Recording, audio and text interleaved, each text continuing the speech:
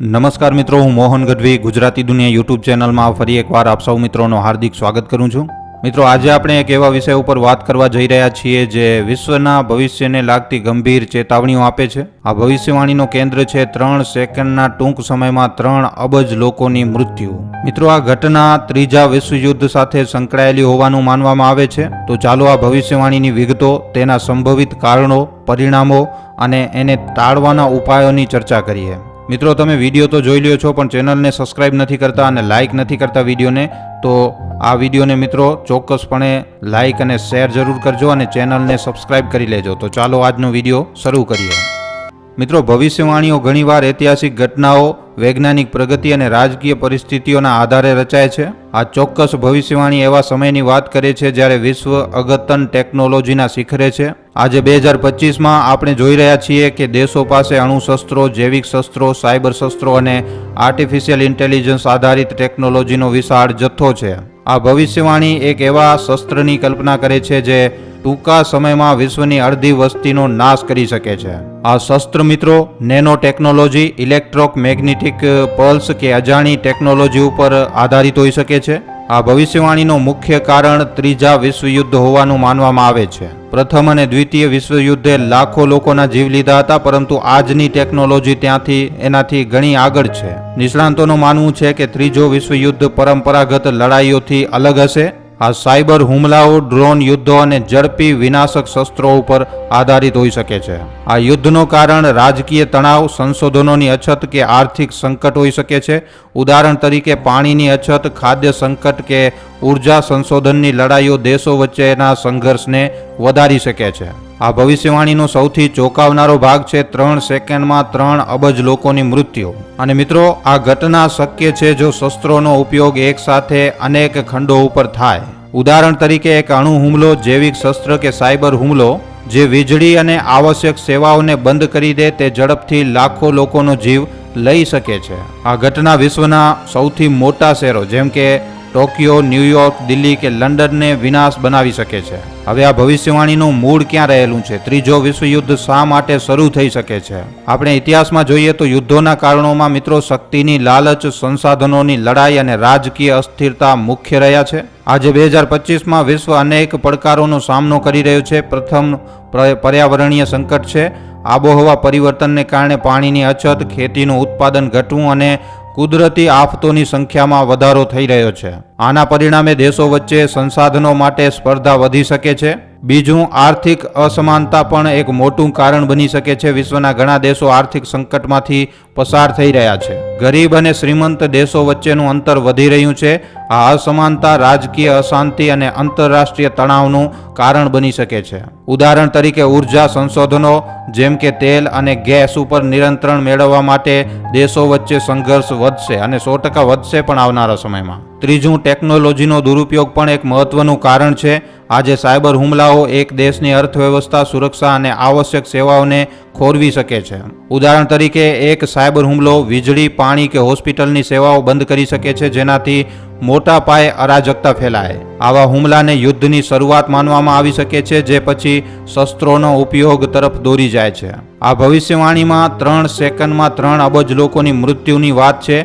આવો વિનાશ શક્ય બનાવવા માટે શસ્ત્રોની જરૂર પડે. આજે વિશ્વના ઘણા દેશો પાસે અણુશસ્ત્રો છે જે થોડી મિનિટોમાં લાખો લોકોનો નાશ કરી શકે છે. પરંતુ આ ભવિષ્યવાણી એવા શસ્ત્રની વાત કરે છે જે વધુ ઝડપી અને વિનાશક હોય. ઉદાહરણ તરીકે નેનો ટેકનોલોજી આધારિત શસ્ત્રો હવામાં ફેલાઈને મોટા વિસ્તારને વિનાશ બાજુ આગળ લઈ જઈ શકે છે. આવી પ્રકારના શસ્ત્રો ખૂબ જ શાંતિથી કામ કરે છે, જેનાથી લોકોને બચવાનો સમય પણ નથી મળતો. જૈવિક શસ્ત્રો પણ એક મોટો ખતરો છે. આવા શસ્ત્રો રોગો ફેલાવી શકે જે ઝડપથી વસ્તીને ખતમ કરી શકે છે. આ ઉપરાંત આર્ટિફિશિયલ ઇન્ટેલિજન્સ આધારિત શસ્ત્રો જેમ કે ડ્રોન કે રોબોટ્સ ચોક્કસ નિશાના ઉપર હુમલો કરી શકે છે. આ બધું દર્શાવે છે કે આજની ટેકનોલોજી આવી ભવિષ્યવાણીને સાચી ઠેરાવવાની ક્ષમતા ધરાવે છે. આજની રાજકીય પરિસ્થિતિ પણ આ ભવિષ્યવાણીઓનો આધાર બની શકે છે. વિશ્વની મહાસત્તાઓ વચ્ચે તણાવ વધી રહ્યો છે. આર્થિક પ્રતિબંધો, વેપાર, યુદ્ધો અને લશ્કરી ગઠનો આ તણાવને વધારે છે.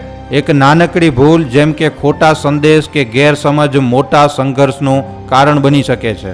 જો આ ભવિષ્યવાણી સાચી પડે અને 3 સેકન્ડમાં 3 અબજ લોકોની મૃત્યુ થાય તો તેની અસરો વિશ્વના દરેક પાસા ઉપર પડશે. ચાલો આ અસરોને પણ થોડીક સમજી લઈએ. 3 અબજ લોકોની મૃત્યુ એટલે વિશ્વની અડધી વસ્તીનો અંત.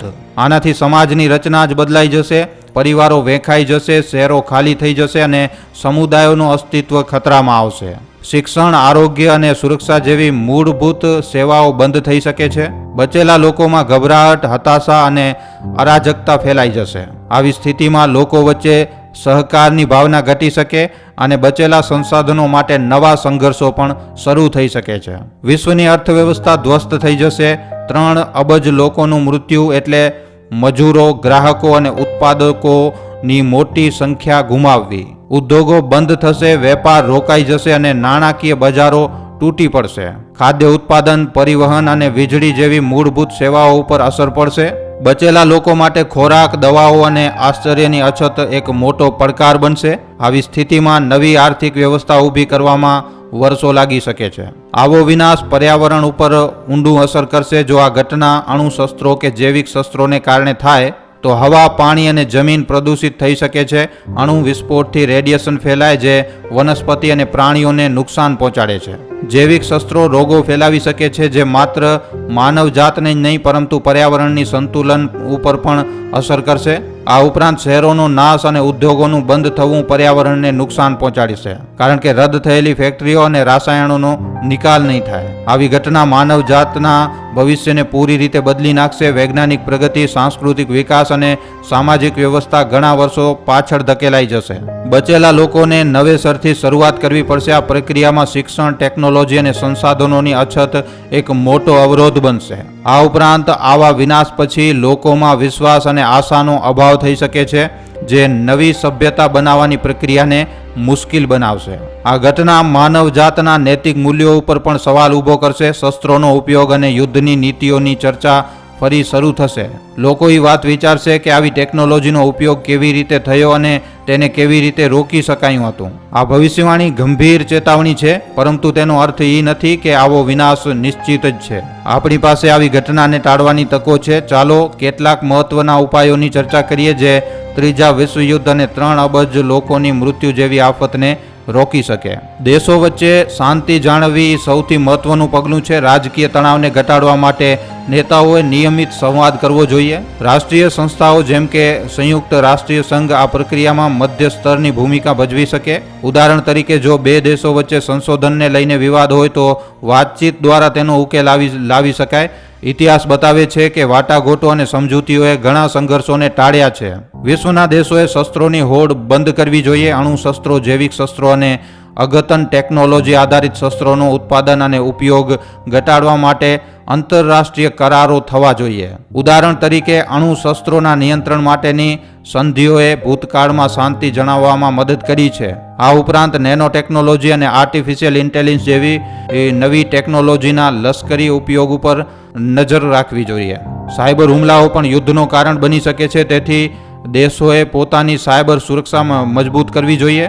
આ માટે આંતરરાષ્ટ્રીય સહકાર જરૂરી છે જેથી સાયબર હુમલાઓની શક્યતા ઘટે. દેશો વચ્ચે એવા કરાર હોવા જોઈએ જે સાયબર હુમલાઓને યુદ્ધનો કારણ ન બનાવવા દે. આના પછી પાણી, ખોરાક અને સંશોધનોના અછત જેવી સમસ્યાઓ યુદ્ધનો કારણ બની શકે છે. આને રોકવા માટે દેશોએ સંસાધનોનું ન્યાયી વેચાણ કરવું જોઈએ. આબોહવા પરિવર્તનને ઘટાડવા માટે સંયુક્ત પ્રયાસો જરૂરી છે જેથી પર્યાવરણીય સંકટ ઓછું થાય. ઉદાહરણ તરીકે રાષ્ટ્રીય સંસ્થાઓ દ્વારા ખેતી અને પાણીના વ્યવસ્થાપન માટે નવી યોજનાઓ બનાવવી જોઈએ. લોકોમાં શાંતિ અને સહકારની ભાવના વધારવી જરૂરી છે. શિક્ષણ દ્વારા યુવાઓને યુદ્ધના નુકસાન અને શાંતિના મહત્વ વિશે શીખવવું જોઈએ. સામાજિક માધ્યમો અને જાહેર અભિયાનો દ્વારા લોકોને એકજૂટ થવા માટે પ્રોત્સાહન આપી શકાય. જો લોકો શાંતિ માટે દબાણ કરે તો નેતાઓ પણ યુદ્ધના નિર્ણયો લેતા પહેલા વિચારશે. આવી ઘટનાને રોકવા માટે દેશનું એકબીજા સાથે મળીને કામ કરવું જરૂરી છે. એક દેશ એકલો આ પડકારનો સામનો નથી કરી શકતો. આંતરરાષ્ટ્રીય સંસ્થાઓએ શાંતિ, સુરક્ષા અને વિકાસ માટે નવી નીતિઓ ઘડવી પડશે. ઉદાહરણ તરીકે દેશો વચ્ચે વેપાર, શિક્ષણ અને સંસ્કૃતિની આપ લે વધારી શકે છે જેથી તેઓ એકબીજા ઉપર નિર્ભર બને અને યુદ્ધની શક્યતા ઘટે. તો મિત્રો 2025માં ત્રીજા વિશ્વયુદ્ધની ભવિષ્યવાણી અને 3 સેકન્ડમાં 3 અબજ લોકોની મૃત્યુના આ વિષય ઉપર તમારા શું અભિપ્રાય છે નીચે કોમેન્ટ સેક્શનમાં લખીને જણાવવા ખાસ વિનંતી. જો આ વિડીયો તમને જાણકારીસભર લાગ્યો છે અને આનાથી તમને કંઈક શીખવા મળ્યું છે તો મિત્રો આ વિડીયોને ખાલી તમારા સુધી સીમિત ન રાખતા તમારા મિત્રો સાથે, પરિજનો સાથે, વોટ્સઅપ ઉપર, ફેસબુક ઉપર, યુટ્યુબ ઉપર જેટલો બની શકે વધારેમાં વધારે આ વિડીયોને શેર જરૂર કરજો. તો આજના વિડીયોમાં આટલું જ. હવે આપણે મળશું ફરીવાર એક આવા જ નવા જાણકારીસભર વિડીયો સાથે. ધન્યવાદ.